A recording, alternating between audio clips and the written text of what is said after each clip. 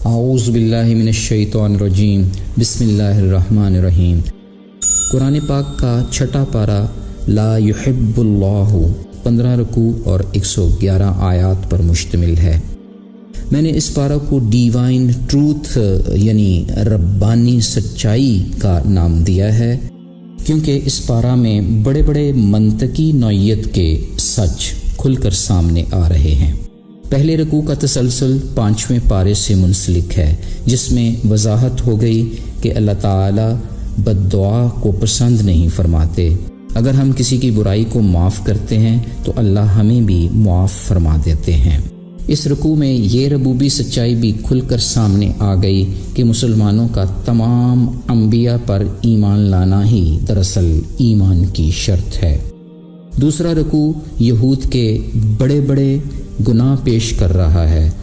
ان کے گناہوں کی وجہ سے کئی حلال چیزیں بھی ان پر حرام کر دی گئی تھیں، مگر وہ سود خوری پر ڈٹے رہے، حالانکہ انہیں سود سے روک دیا گیا تھا۔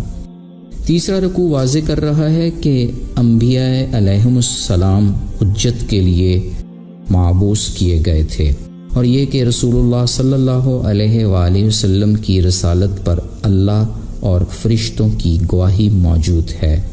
آپ صلی اللہ علیہ وآلہ وسلم ہدایت و حق لے کر مبعوث ہوئے۔ مسیح بن مریم کی تخلیق کا واقعہ بھی اسی رکوع میں ہے۔ چوتھے رکوع میں اللہ تعالیٰ ایک ٹھوس دلیل پیش کرتے ہیں کہ ہم نے تمہاری طرف ایک واضح نور نازل کر دیا ہے۔ ربانی سچائی تو یہ ہے کہ قرآن مجید اللہ کی سیدھی راہ ہے۔ 5ویں رکوع سے سورہ المائدہ کا آغاز ہو رہا ہے، جس میں عہد و پیمان پورا کرنے کا حکم دیا جا رہا ہے۔ نیکی کے کاموں میں ایک دوسرے سے تعاون کرنے کا حکم صادر ہو رہا ہے۔ حلال اور حرام چیزوں کی وضاحت بھی فرمائی جا رہی ہے، جیسے کہ اہل کتاب کا ذبیحہ حلال ہے۔ سورہ المائدہ کے دوسرے رکوع اور پارے کے چھٹے رکوع میں وضو کا مدلل بیان بھی ہے، جس کا بنیادی نقطہ چہرے اور ہاتھوں کی صفائی ہے۔ ہمیں تعلیم دی جا رہی ہے کہ گواہی انصاف سے دی جائے۔ نیک اعمال کرنے والوں پر اللہ رب العزت اپنی نعمتیں نچھاور کرتا ہے۔ اس رکوع میں رب تعالی ہمیں اس عہد کو یاد کروا رہے ہیں جب ہم نے یہ کہا تھا کہ ہم نے سنا ہے اور ہم نے اطاعت کر لی ہے۔ اس رکوع میں عدل و انصاف کے ساتھ گواہی دینے کا حکم ہے۔ یوں مومنوں کو جنت کی بشارت دی جا رہی ہے۔ 7ویں رکوع میں بنی اسرائیل کا واقعہ ہے کہ اللہ نے ان سے پختہ عہد لیا تھا، مگر عہد شکنی کی وجہ سے ان کے دل سخت بنا دیے۔ پھر مزید وضاحت ہو رہی ہے کہ رحمت للعالمین سچا دین لے کر تشریف لائے۔ 8ویں رکوع میں بنی اسرائیل کو اللہ تعالیٰ کی نعمتیں یاد دلائی جا رہی ہیں۔ بنی اسرائیل کو جہاد کا حکم بھی دیا گیا، مگر انہوں نے بزدلی کا مظاہرہ کیا اور کہا، اے موسیٰ علیہ السلام، تم اور تمہارا رب جا کر ان سے جنگ کرو، ہم یہیں بیٹھے رہیں گے۔ موسیٰ علیہ السلام کی بد دعا سے 40 سال تک ارض مقدس میں یہود کے داخلہ پر پابندی رہی۔ 9ویں رکوع میں حابیل اور قابیل کا واقعہ بیان کیا گیا ہے۔ قابیل نے حابیل کو حسد کی وجہ سے مار ڈالا۔ حابیل نے طاقت رکھنے کے باوجود تقوی کی وجہ سے مقابلہ نہیں کیا۔ قابیل دفن کرنے کا طریقہ بھی کوے سے سیکھ رہا ہے۔ اس رکوع سے ایک خوشخبری بھی مل گئی کہ توبہ کرنے پر تمام گناہ معاف ہو جاتے ہیں۔ ترمذی شریف کی ایک حدیث ہے کہ رسول اکرم صلی اللہ علیہ وآلہ وسلم نے فرمایا، اللہ تعالیٰ اس بندہ کو جس نے دنیا میں کوئی گناہ کیا اور اسے اس گناہ کی سزا دے دی گئی تو اسے دوسری بار سزا نہیں دے گا، اور جس کے گناہ پر اللہ تبارک و تعالیٰ نے پردہ ڈال دیا اور اسے معاف فرما دیا تو اس گناہ پر اسے سزا نہیں دے گا۔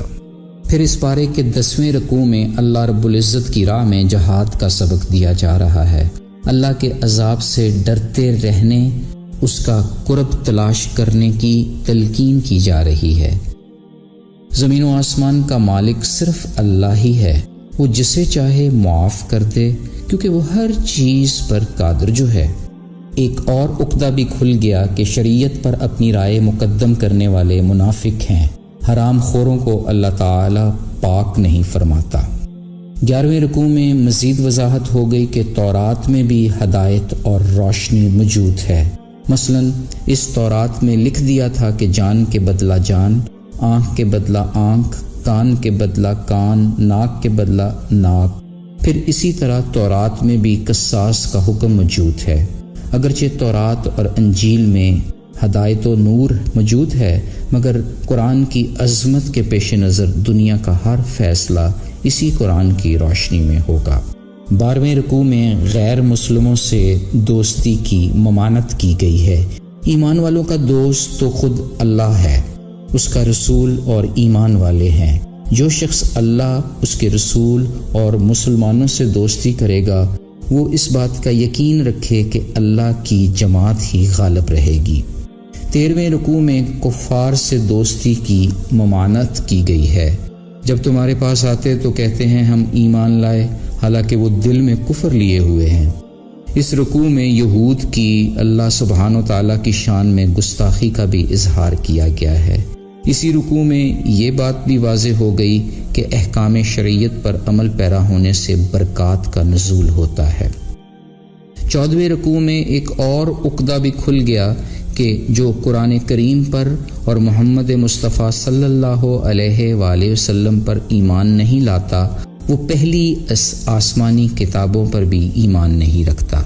مزید وضاحت ہو گئی کہ نیک اعمال کرنے والوں کو نہ کوئی خوف ہوگا نہ ہی غم۔ بس ہمیں اللہ تعالیٰ کے حضور جھکنا چاہیے، اسی سے بخشش کی طلب کرنی چاہیے۔ 15ویں رکوع کی 5 آیات اس پارہ کا حصہ ہیں، جبکہ باقی آیات 7ویں پارے میں ہیں۔ پارے کے آخری رکوع کی ان آیات میں یہود النصارہ کی غلط طرز زندگی کا بیان ہے کہ یہ کھلم کھلا اللہ کی نافرمانیاں کرتے تھے۔ جن کے دلوں میں نفاق ہے ان کی بھی مذمت کی جا رہی ہے۔ رکوع میں یہ بات بھی واضح ہو گئی کہ مسلمان کے بڑے دشمن یہود اور مشرکین ہیں جو حسد بغض رکھتے ہیں، جبکہ اہل ایمان کے سب سے قریبی دوست نصارہ ہیں، کیونکہ ان میں علم کے حصول کی رغبت موجود ہے۔ چھٹے پارے کا مختصر خلاصہ یہ ہے کہ ربانی سچ ایک واضح نور کی مانند ہے جو ہماری حکمت و دانش پر 4 چاند لگاتا ہے۔ اللہ رب العزت ہماری مغفرت کے بہانے ڈھونڈتا ہے۔ اگر ہم عدل و انصاف سے کام لیں تو اللہ رب العزت ہمیں جنت کی بشارت دیتے ہیں۔ آئیں خلوص دل سے دعا کریں کہ باری تعالی ہمیں حسد کی، نفاق کی بیماری سے بچا کر رکھے، زندگی کے ہر موڑ پر ہماری ایسی اصلاح کرے کہ ہم نیکی کے کاموں میں ایک دوسرے کی مدد کریں۔ اللہ ہمیں قابیل جیسے حسد، بغض اور غضب سے بچائے۔ اے اللہ ہمارے اندر علم کے حصول کی رغبت پیدا کر دے۔ آمین یا رب العالمین۔ فی امان اللہ۔ اللہ حافظ۔